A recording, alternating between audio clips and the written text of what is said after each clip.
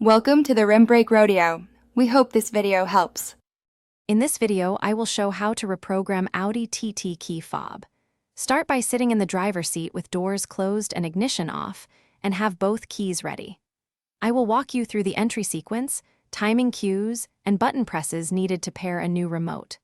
Stay patient, follow each step carefully, and test the fob after programming to confirm locks and alarm respond correctly. Before we start, make sure both keys have fresh batteries and the car is stable and secure. Remove distractions, put the windows up, and confirm no other remotes are active nearby. I'll guide you through the exact button sequence and timing that Audi TT models typically use so you can avoid errors. If something doesn't work, I'll offer quick troubleshooting tips to repeat the process safely without draining the battery.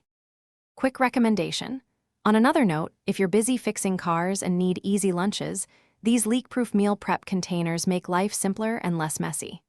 They stack well in the fridge, seal tightly for soups, and fit into most backpacks for a fast bite between steps.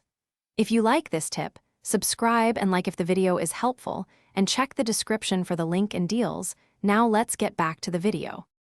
Follow these steps slowly and deliberately for reliable pairing. Insert the working key and turn to ignition position 2, then perform the fob button presses with precise timing I describe. You'll see visual confirmation like flashing lights or lock cycling when the car accepts the new remote. After programming, test locking, unlocking, and the alarm. If the fob fails, try repeating the sequence or swapping batteries before seeking professional help. Thanks for watching.